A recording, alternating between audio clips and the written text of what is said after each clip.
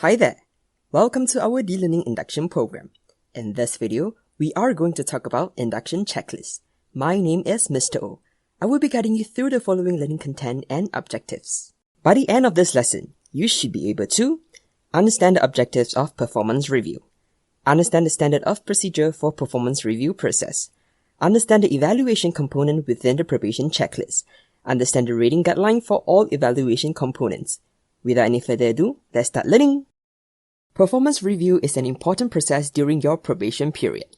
It serves as a platform for you and your line manager to have a proper conversation on your overall job's experience and satisfaction. Aside from that, it also serves as an avenue for you and the company to assess your compatibility and suitability for the job. Hence, you can see the entire performance review process as a platform for you to talk to your boss about your opinions, expectations, and problems. So, your performance review process begins on the first day of you reporting for duty at the company. Once you have received the probation checklist document, turn it to the first page and you will see the employee's detail column. Fill up all the necessary details correctly as it will be needed to update your personal information towards the end of your probation period.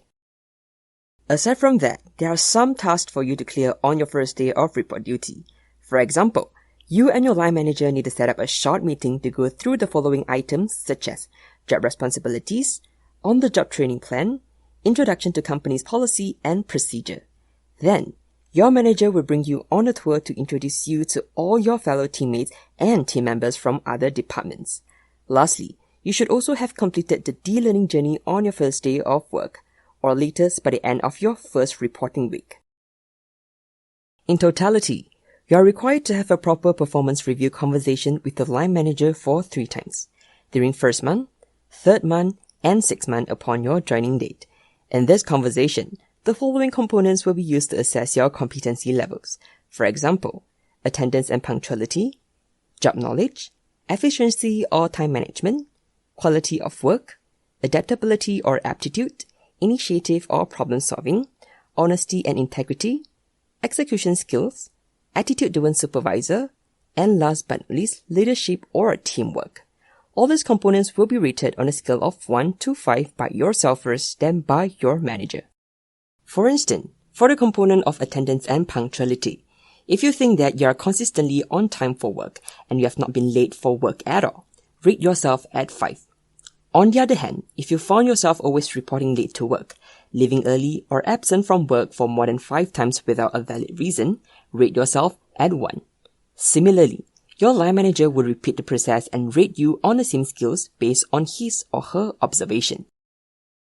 Finally, the score rated by your manager will be the final score for each round of your performance review.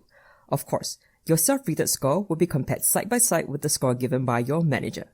If there is a huge difference, you and your manager should discuss about it during the performance review conversation each round. Depending on your final score, you will be categorized into one of these categories ranging from poor to outstanding. Nonetheless, comments will be given to you by your line manager in written format in the performance review document. Read it carefully and identify any areas of improvement for your next performance review. At the end of your probation period, a final score will be obtained to evaluate your suitability for the job by calculating the average score for all 3 rounds of performance review, namely the first, third, and 6th month review. If your final score is 60 marks and above, then congratulations, you have met the basic requirement for your role. Let's say your final score falls between the range of 40% to 59%. It implies that there are some areas of your job that you have yet to master. Hence, your probation period might be extended. Lastly, if your score falls below the threshold of 39%, you have unfortunately failed your probation and your employment may be terminated. To sum up what we have been discussing since the start of this video, performance review process acts as an avenue for you and your manager to have a proper conversation about your opinions, expectations, and problems. Not only that, it also allows you and the company to assess your compatibility and stability for the role.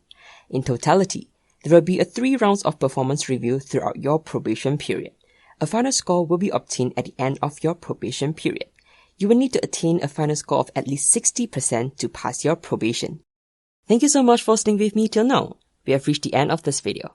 By now, you should be able to understand the objective of performance review, understand the standard of procedure of the performance review process, Understand the evaluation components within the probation checklist.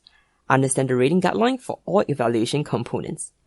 We hope you found this video to be informative and useful. Let us know what you think in the comment section after the end of this video. Thank you for watching.